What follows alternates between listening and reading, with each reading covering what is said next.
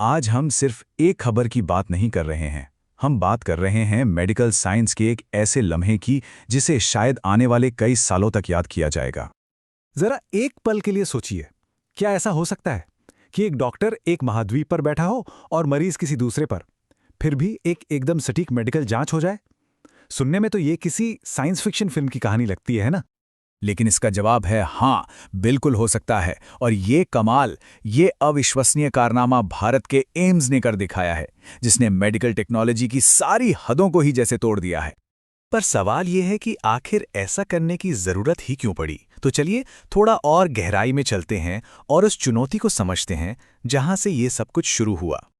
ये कहानी शुरू होती है पृथ्वी की सबसे ठंडी और सबसे सुनसान जगह से, जहां तापमान -40 डिग्री तक गिर जाता है। एक ऐसी जगह जहां एक छोटी सी गलती की भी कोई गुंजाइश नहीं होती। अंटार्कटिका में जिंदगी की सच्चाई बहुत कठोर है।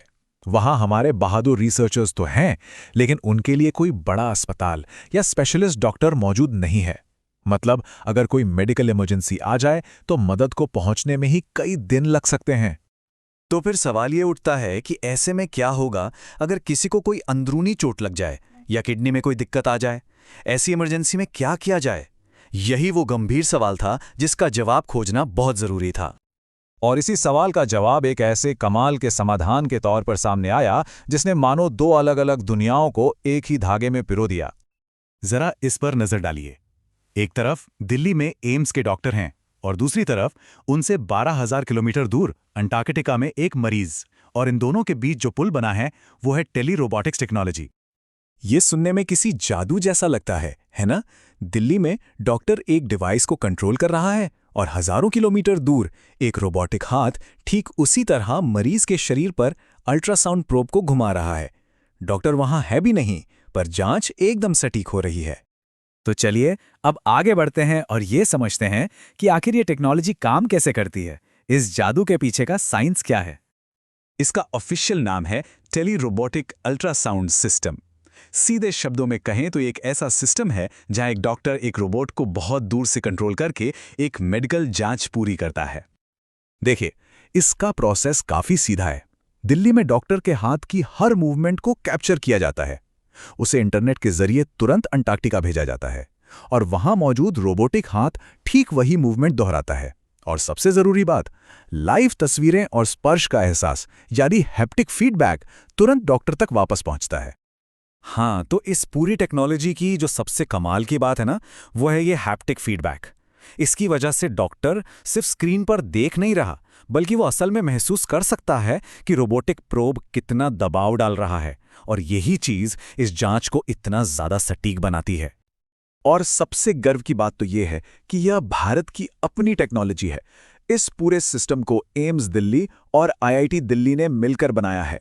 यह वाकई में एक सच्ची मेड इन इंडिया सफलता है।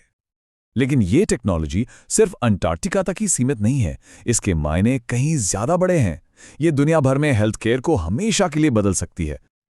आज ये अंटार्कटिका है, लेकिन जरा सोचिए, कल यही टेक्नोलॉजी पहाड़ों में बसे दूर दराज के गांवों तक पहुंच सकती है, समंदर के बीच में फंसे किसी जहाज तक पहुंच सकती है, या फिर सीमा पर तैनात हमारे सैनिकों तक।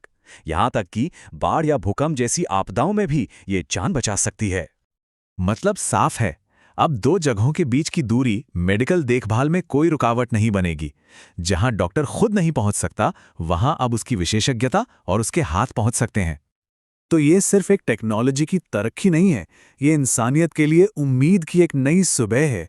भविष्य का अस्पताल कैसा होगा, उसकी ये पहली झलक है।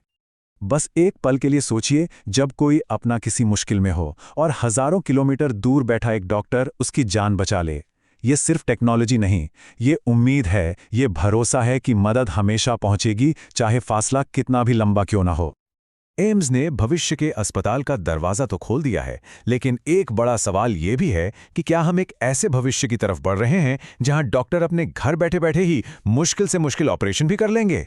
क्या अस्पताल तब सिर्फ मशीनों का एक सेंटर बनकर रह जाएंगे? इस पर सोचिएगा जरूर।